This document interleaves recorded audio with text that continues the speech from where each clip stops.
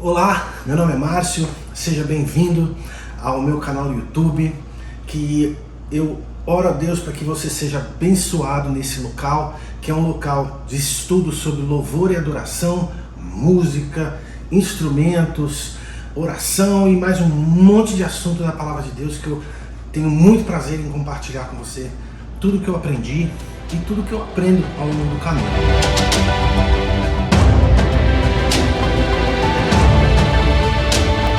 Hoje vai ser um vídeo super especial que eu desejo fazer há muito tempo. E em primeiro lugar eu quero agradecer ao Senhor a quantidade enorme de pessoas que se inscreveram no meu canal recentemente, depois da live que eu fiz com o pastor Lamartine, que é um grande amigo, servo de Deus, um pastor para mim. E olha, eu pensei em fazer isso aqui justamente para introduzir o meu canal para você que talvez não conheça ainda, ou que se já está inscrito, talvez não conhece a visão que Deus tem dado a mim e o que queima no meu coração, né? E eu estava aqui preparando essa mesa, eu estava rindo sozinho, que eu estava lembrando daquele filme, que é Uma Babá Quase Perfeita, que o Robin Williams fica explicando dos dinossauros, tá? Eu sou igualzinho, cara, porque eu gosto dessas coisas, eu gosto de montar maquete, eu gosto de explicar a palavra de Deus de uma forma lúdica, porque eu sou, e eu aprendi e aprendo muitas coisas pelo visual, né? Pelo que eu vejo, pelo que eu imagino ser na minha mente. Quando eu vi esses templos vendendo os kits, cara, eu fiquei maluco, vou comprar, porque eu vou montar, nem que seja para deixar num cantinho na minha casa. E aí o Senhor começou a falar no meu coração: não, Márcio, ensina a palavra, compartilha. E eu falei: Deus, para com isso, que isso? Não, compartilha. Um tempão até que o Lamartine veio, compartilha. E foi um empurrão e foi uma exortação em amor que ele me deu, fruto desse chamado que o Senhor me deu e mais a palavra que eu recebi no Lamartine. Tá aí, esse é o canal e eu pretendo de coração construir ainda muito mais, fazer muito mais para que eu consiga não só aprender, como também compartilhar com você aquilo que eu aprendo. A adoração é um tema que é muito central na Bíblia, de Gênesis a Apocalipse, né? Você vê Deus no Gênesis com Adão ali no Éden, né? E ali tinha uma comunhão íntima dele, e Deus sempre quis, em todo o tempo, que essa comunhão fosse restaurada. Ele nunca quis que isso fosse quebrado, mas por causa do pecado isso se quebrou. Então, eu tinha uma ideia de fazer uma série de estudos, e vai ser longos as séries, mas dividindo por cada templo que Deus deu ao homem, né? Que Deus revelou ao homem. E eu estou terminando de fazer a primeira série, que é a série do Tabernáculo. Já tem aí 17 vídeos que eu fiz, e eu devo gravar mais 1 ou 2 vídeos para acabar essa série de uma vez. Depois do Tabernáculo nós lemos na Bíblia o Templo de Salomão. Esse aqui foi o templo que Davi desenhou, fez todo o planejamento e deu a Salomão para ele construir. E depois disso, Davi morreu. Depois, esse templo aqui foi destruído em 586 pelos babilônicos, né? Quando eles invadiram Jerusalém e devastaram a cidade, queimaram o templo, foi aquela bagunça, morreu gente pra caramba e foram cativos para a Babilônia durante 70 anos. Aí depois de 70 anos eles voltam para Jerusalém e Zorobabel reconstrói o templo, né? Primeiro é reconstruída a cidade, os muros, né? No livro de Neemias, Esdras. Depois ele reconstrói o templo. E do templo de Zorobabel, depois no Novo Testamento, um pouquinho antes, óbvio, do início do Novo Testamento, Herodes, que era o governador da Judéia e comandava a nação, ele fez um plano de expansão. Ele é um cara que gostava de construir, e ele queria preservar a sua memória através da grandiosidade das construções que ele fazia. E ele ampliou o templo de Zorobabel, a esplanada do templo, de uma maneira absurda. E foi o maior esplendor do templo naquela época. E foi esse o templo que Jesus conheceu.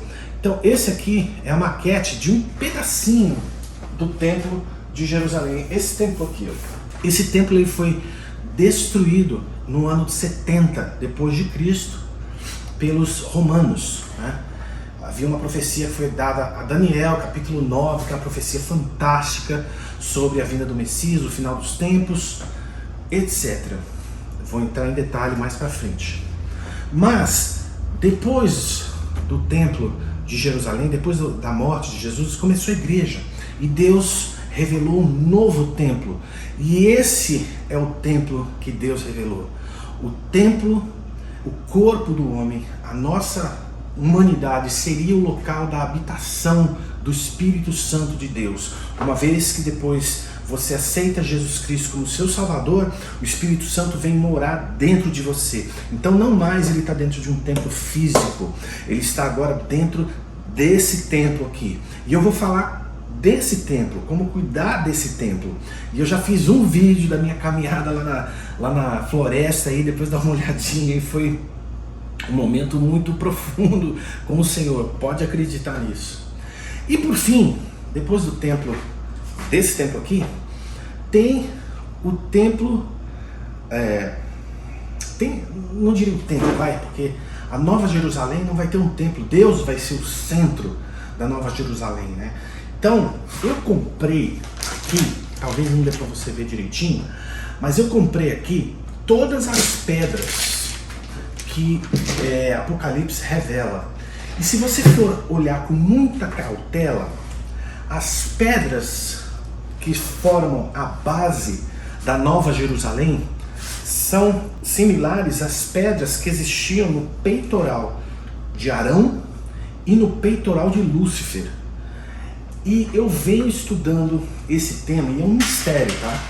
Eu já fiz um vídeo bastante detalhado sobre esse peitoral de Arão. Vou fazer um vídeo sobre o peitoral de Lúcifer. Mas quando eu for fazer da Nova Jerusalém, eu vou fazer a comparação desses três grupos de pedra. Porque Deus não colocaria isso na Bíblia à toa. Legal. Mas aonde é que eu estou nesse trajeto todo? Eu não falei um templo que é simplesmente fascinante. E esse templo está entre o tabernáculo e o templo de Salomão. Quando você está lendo Atos capítulo 15, depois que a igreja começou a crescer, e aí tinha o setor judaico que defendia que o evangelho de Jesus Cristo, a salvação de Jesus Cristo não podia ser para os gentios, e tinha um grupo que defendia não tinha que ser para os gentios, e Jesus disse: ide por todo mundo, pregar o evangelho a toda criatura, batizando o nome do Pai, do Filho e do Espírito Santo, e fazer discípulos, né? Ele falou. Então assim, Jesus queria que os gentios também fossem abraçados, recebessem essas boas novas. E aí, misteriosamente, no capítulo 15, versos 16, Tiago, ele toma a palavra no meio dessa discussão e ele fala uma coisa tremenda. Ele fala o seguinte, e estava naquela confusão, tal. Simão relatou como primeiramente Deus visitou os gentios para tomar dentre eles um povo para o seu nome. E com isso concordaram as palavras dos profetas, como está escrito: depois disso voltarei e reedificarei o tabernáculo de Davi, que está caído. Levantá-lo-ei das ruínas e tornarei a edificá-lo, para que o restante dos homens busque ao Senhor. Sim, todos os gentios sobre os quais o meu nome é invocado, diz o Senhor que faz todas as coisas, que são conhecidas desde toda a eternidade. Gente, quando você estuda sobre o tabernáculo de Davi, e talvez você nem conheça esse tema, nem sabia que existia um tabernáculo de Davi. E o que é o tabernáculo de Davi? Esse é um tema fascinante. O tabernáculo de Davi era, na verdade, uma visão e uma sombra, né, do que seria a igreja nos dias de hoje que você vive. Então a história do tabernáculo de Davi fala diretamente, diz respeito diretamente a mim e a você hoje. Davi era um cara muito adiantado para o tempo dele. E o que era Davi? Se você participou e assistiu aos vídeos do tabernáculo, você vai ver a quantidade de normas, de leis, de determinações, de detalhes que Deus deu a Moisés para que o povo de Israel chegasse até a presença dele. A Arca da Aliança, quando ela era transportada, ela tinha que ser transportada com uma coberta azul sobre ela. Ninguém podia olhar para a Arca da Aliança. E Davi, cara, Davi faz um negócio incrível. Davi quebra todo esse protocolo. Davi faz um negócio tão fantástico. Aí ele tem uma ideia.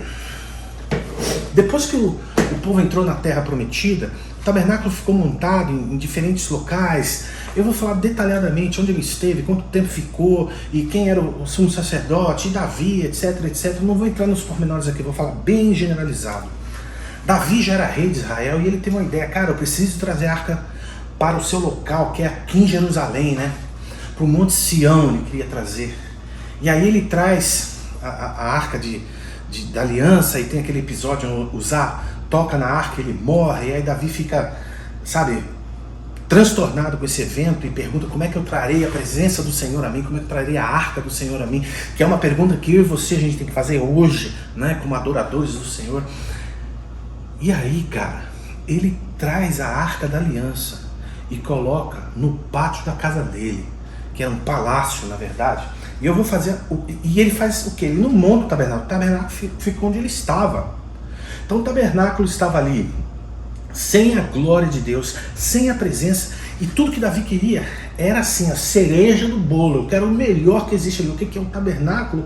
É a arca que ficava no Santo dos Santos. Davi fez o seguinte, cara. Ele pegou a Arca da Aliança, trouxe para Jerusalém, e eu vou fazer uma tenda aqui, vamos ver se dá certo, né? Para você ver. Não tem maquete da tenda de Davi ainda. Vou fazer aqui eu peguei uma camiseta velha aqui e vou fazer a minha tenda. Cara, Davi fez isso. A tenda tá mais ou menos, né, irmão? Não leva mal não. Quem souber fazer uma tenda melhor aí, me ajuda. Manda aí as instruções aí que eu faço.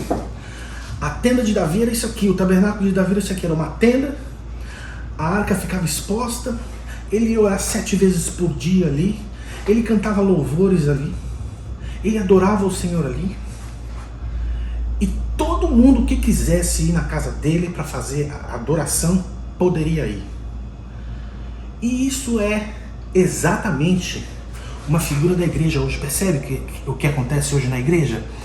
Você tem um local onde você vai e a presença do Senhor se manifesta naquele local, e vai quem quer, vai quem entende que a presença do Senhor é tudo o que você precisa, vai quem quer desfrutar da glória do Senhor, vai quem quer ser limpo, perdoado.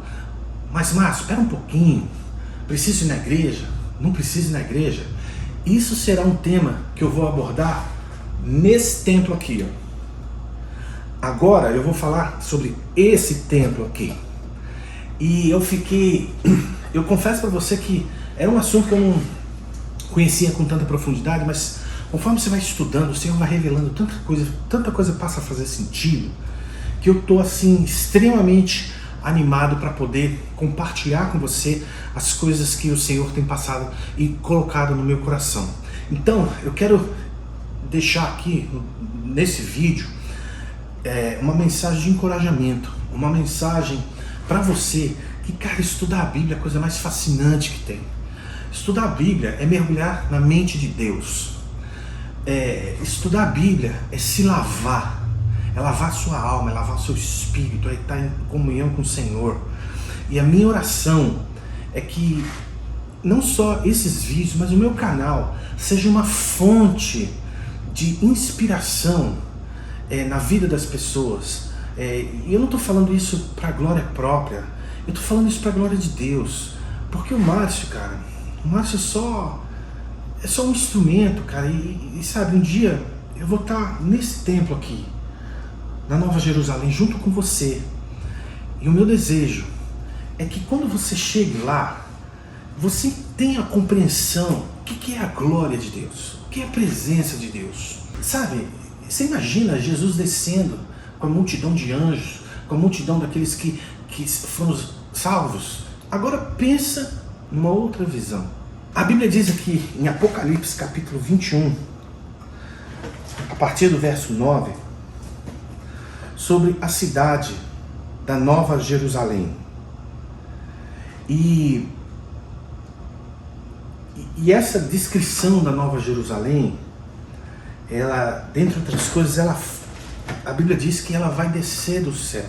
E o tamanho dos muros dessa Nova Jerusalém, só para você entender o tamanho do que eu estou te falando, é como se fosse o tamanho do lado, né, do muro, porque a cidade é quadrada, é como se fosse de São Paulo ao Rio Grande do Norte, tá? Em medidas aí no Brasil, ou aqui nos Estados Unidos, como se fosse daqui da Flórida, da Flórida Central, onde eu moro, Orlando, até Nova York, tá? Lá no norte. Você imagina uma cidade quadrada desse tamanho, gigantesca, e agora desce do céu essa cidade e paira sobre Jerusalém, paira sobre o Oriente Médio inteiro, né? Você pode imaginar, será que nossa mente, é difícil até de falar, a grandeza disso, a grandeza do nosso Deus, cara. E ali fala que Deus vai estar ali sentado no seu trono de glória, e aquela cidade vão ter 12 portas representadas com o nome dos apóstolos, com o nome das tribos. E é uma revelação tão tremenda, né? E eu fico pensando, Senhor, que dia glorioso. E eu não vou morar na Nova Jerusalém, nem você. Eu vou morar onde Deus determinar na terra. Eu nasci, fui criado para viver na terra. Você não nasceu para viver no céu. Entendeu? Nós não nascemos para viver no céu, nós nascemos para viver na terra. Por isso que a Bíblia fala, vai ter um novo céu, uma nova terra. A nova terra, eu acredito que, da mesma forma que o povo de Israel ia para Jerusalém, quando ela tinha o templo, né? Todo o povo ia lá celebrar a Páscoa. Quando tiver Nova Jerusalém, aquela grandiosidade nova, vai a terra inteira adorar a Deus. Mas cada um depois de espécie, Deus vai fazer alguma coisa. Cara, essa revelação, eu vou chamar um Lamartine para falar pra gente aqui, porque é muito tremenda essa revelação. Então, eu queria que esse vídeo queimasse no seu coração, ardesse no seu coração de ansiedade e o seu desejo de estudar essas escrituras santas, sagradas, e o maior e mais emocionante, o mais excitante material que você jamais poderá estudar na sua vida. E olha, se você tivesse que receber um text message de Deus, o que será que ele falaria? Deixa eu te dizer, esse aqui foi o maior text message que o homem já recebeu. Muito antes do WhatsApp, muito antes dessa tecnologia inteira, Deus já mandou a palavra dele. Ele mandou a palavra dele com tamanho poder que ela criou tudo. Ela se transformou no Filho dele, que morreu por mim e por você. Que você seja abençoado no dia de hoje, através desse vídeo. E eu quero agradecer a sua atenção até aqui. Então, se você gostou desse vídeo, se você está animado como eu estou, olha, espalhe isso para os seus irmãos. Você que está no Ministério de Louvor e Adoração, cara, você tem que conhecer esse material, você tem que conhecer. Você tem que conhecer esse material mais do que música, entendeu? E é muito importante que os músicos, que os ministros de louvor, que os cantores, cara, todos vocês têm que conhecer isso. Então é isso aí, se você gostou do vídeo, dá um joinha, deixa a sua mensagem aí embaixo, que eu vou ter um prazer enorme de responder cada um deles. Eu sei que demora às vezes, mas é um prazer servir ao Senhor, ministrando a palavra dele, ensinando com você todas essas coisas aqui que eu bolo. E tudo é com muito carinho, para que você e eu, a gente cresça na graça e no entendimento do Senhor. Tá bom? Deus te abençoe e até o próximo vídeo.